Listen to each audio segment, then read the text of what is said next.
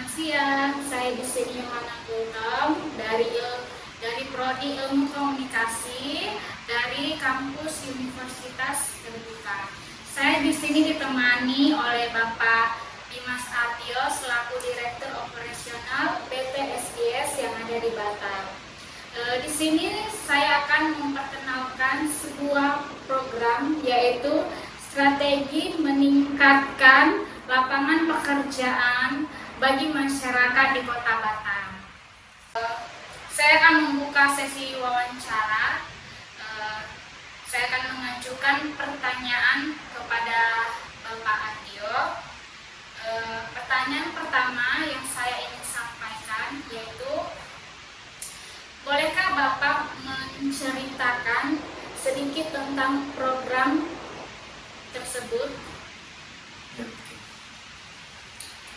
Saya Dimas Artio selaku Direktur Operasional dari perusahaan PT SBS atau PT Sinar Beda Sukses.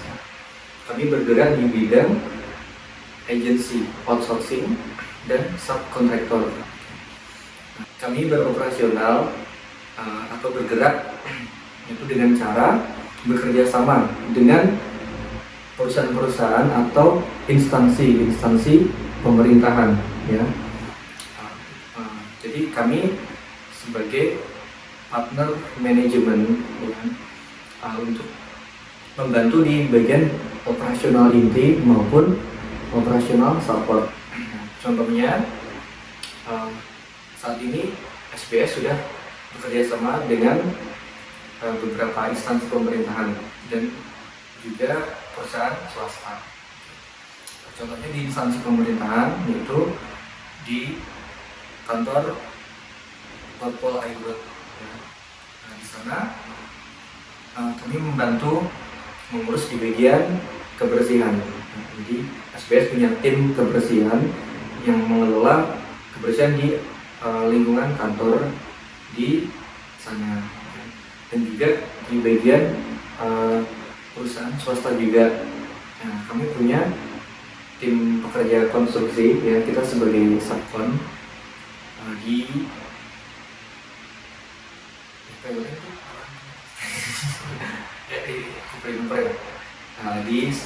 sebuah beberapa di PT Galangan dan Sipiat,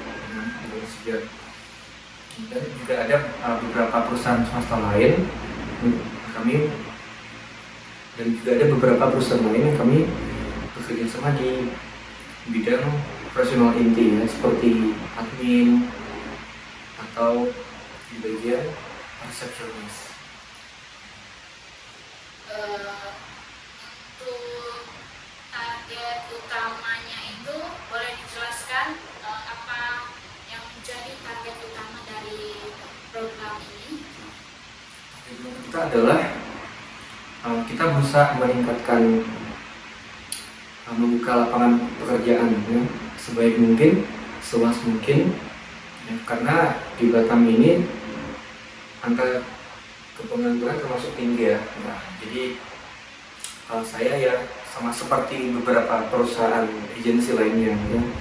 Jadi kita SBS juga berusaha meningkatkan lapangan kerja, ya. Jadi kita bekerja sama dengan partner-partner dengan mitra perusahaan atau instansi pemerintahan, ya, sebanyak mungkin kita menjalin relasi seluas mungkin untuk membuat program itu kerjasama outsourcing, ya, atau sebagai subkon. Jadi boleh dibilang perusahaan ini membantu pemerintah dalam mengurangi jumlah pengangguran. Ya, benar sekali. Untuk cara atau untuk cara memperkenalkan perusahaan SBS ini kepada masyarakat itu seperti apa? Melalui media atau seperti apa? Boleh dijelaskan? Oke. Cara kita untuk memperkenalkan perusahaan kami ke masyarakat, yang pertama kita menjalin dulu kerjasama dengan klien, ya, dengan pihak instansi pemerintahan atau perusahaan-perusahaan swasta, ya. Kerjasama ini adalah bentuk sebuah kontrak atau perjanjian kerjasama manajemen untuk membantu di bidang operasional inti ataupun operasional support ya. Operasional ini contohnya kalau kita bekerja sama dengan perusahaan manufaktur, ya, kita bisa mensuplai atau membantu merekrut. Kalau di manufaktur kan produksi ya, jadi kita mensuplai atau merekrut bagian operator produksi atau bagian adminnya. Atau kalau bagian operasional support, kita bantu mengelola bagian keamanan atau security dan mengelola bagian kebersihan seperti housekeeping atau cleaning service. Nah, ketika kontrak itu dibuat, sudah ada perjanjian kerjasama, barulah kita membuat iklan lowongan kerja. Ya, jadi kita buka untuk bagian inti, misalnya di bagian operator membutuhkan sekian orang dengan kualifikasi tertentu, atau bagian operasional support, bagian keamanan atau kebersihan, kita ada kualifikasi tertentu. Nah, jadi kita buat dalam bentuk iklan lowongan kerja.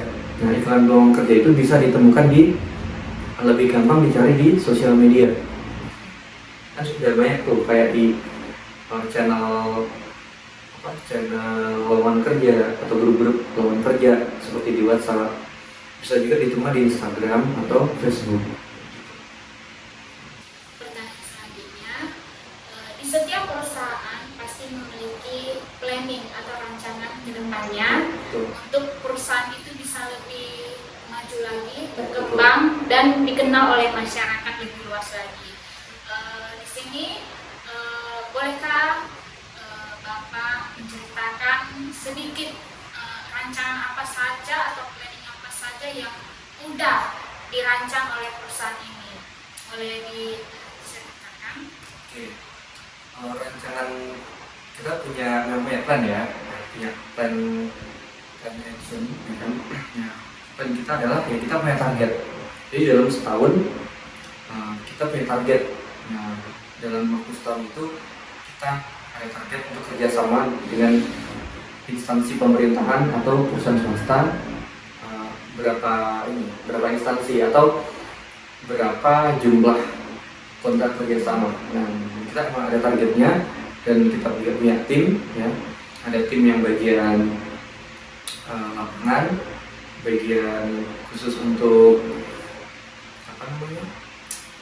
audiensi juga ada, tim-tim operasional dan manajemen kita juga punya.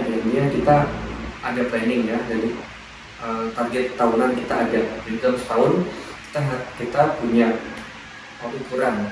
Jadi dalam setahun itu kita ada ukuran, kita punya target setahun kita harus kerjasama dengan berapa pihak gitu, atau berapa kontrak.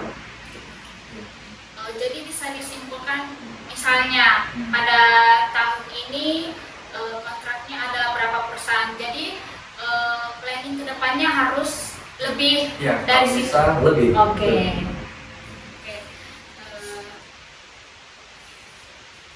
Untuk hambatan atau rintangan yang dihadapi atau yang dialami pihak SBS sendiri, di mana kita tahu agensi di Batam ini cukup banyak. Bagaimana cara perusahaan ini menangani hambatan tersebut? Hambatan jelas banyak ya, apalagi di Batam ini perusahaan agensi yang lebih dulu eksis sebelum SBS pun ada gitu. Dan kita SBS masih terbilang baru lah ya, masih baru. Yang cara kita menangani hambatan itu ya, jadi kita memang punya strategi tersendiri, punya cara eksekusi sendiri, karena memang walaupun sudah banyak pemain lama, bukan berarti market bagi pemain baru itu nggak ada. Intinya selalu ada cara untuk kita membuka market kita sendiri. Ya, dan kalau secara spesifik ya kita nggak bisa jelaskan, tapi yang jelas kita selalu punya market plan. Kita lihat caranya. Oke. Kalau dari hambatan internal itu sendiri yang pernah atau yang sudah dialami dari perusahaan ini, boleh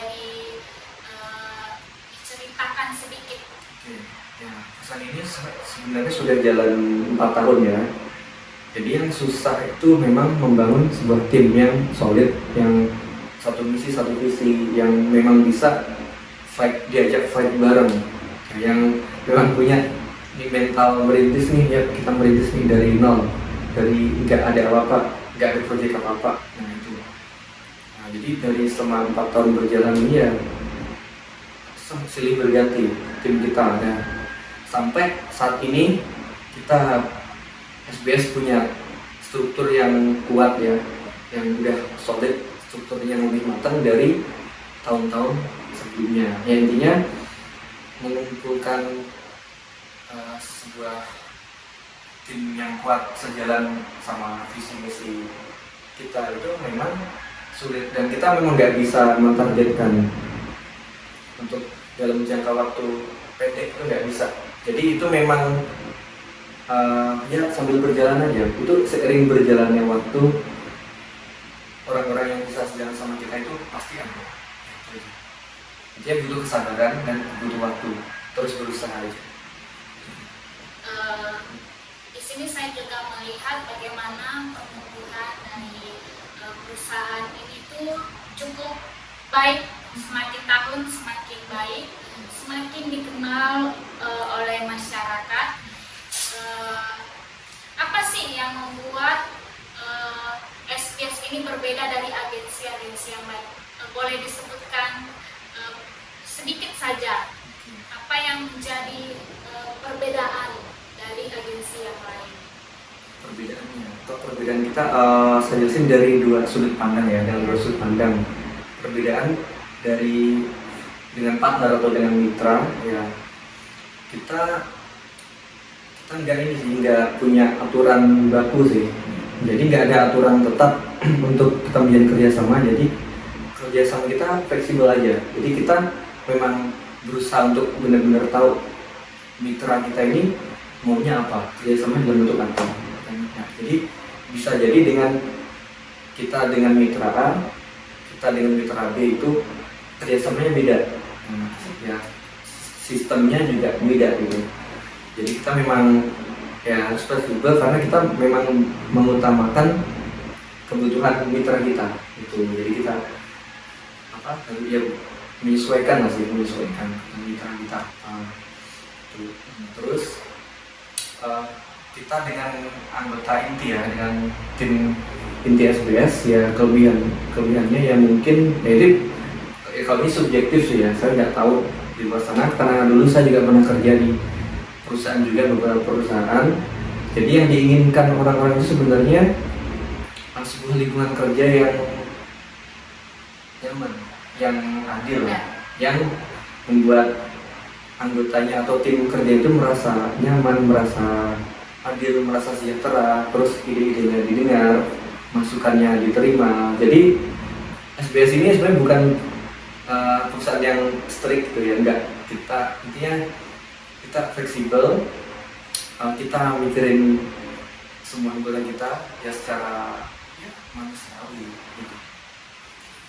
Jadi bisa disimpulkan mengapa perusahaan ini berbeda dari perusahaan agensi yang lain, karena perusahaan ini sangat mengutamakan kenyamanan mitranya, mensejahterakan dan menguntungkan kedua belah pihak. Jadi tidak hanya perusahaan ini yang mengalami keuntungan, tetapi mitranya juga ikut sejahtera, dan seperti itu. Tim intinya SBS juga. Oke. Bolehkah Bapak menyampaikan harapan atau pesan yang ingin disampaikan kepada masyarakat yang saat ini mungkin sedang mencari pekerjaan atau yang belum memiliki pekerjaan? Yang mau saya sampaikan kepada masyarakat yang belum punya pekerjaan ya, baik itu warga Batam asli atau perantau juga, karena banyak sih ya, setiap bulan itu dari data ada perantau-perantau itu banyak datang. Nah, dan sebenarnya itu yang menambah indikasi angka pengangguran sebenarnya ya. Jadi saran saya itu adalah pelajarilah skill atau kemampuan minimal satu aja ya.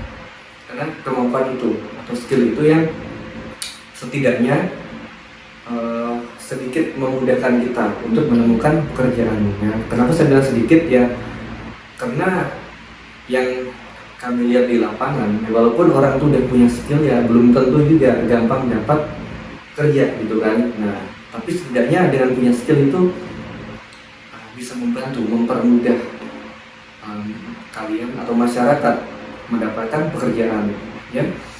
Nah, terutama lebih baik lagi, lebih bagus lagi kalau bisa menguasai skill-skill yang banyak diminati perusahaan tapi jarang dikuasai gitu.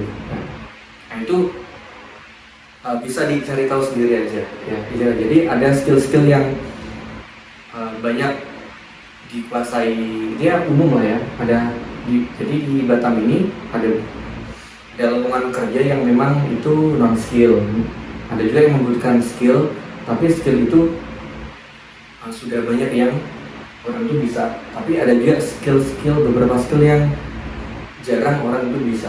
Nah dan itu skill apa aja ya sekiranya bisa nanti dicari tahu ya, di searching sendiri. Nah intinya ini sebuah clue aja ya, sebuah clue kalau memang masyarakat punya skill-skill yang jarang dimiliki banyak orang, tapi perusahaan itu banyak perusahaan yang mencari orang dengan punya skill seperti itu. Nah itu setidaknya itu lebih mudah ya bagi kalian untuk mendapatkan pekerjaan itu dengan gaji yang negotiable, yang tidak dibatasi dengan UMR atau WMK. Terima kasih sekali lagi saya ucapkan buat Bapak Dimas Sadio yang meluangkan waktunya telah menyampaikan informasi-informasi yang mungkin dibutuhkan oleh masyarakat. Demikianlah wawancara singkat ini, semoga bermanfaat bagi masyarakat Kota Batam. Saya menutup wawancara singkat ini. Selamat siang, bye bye.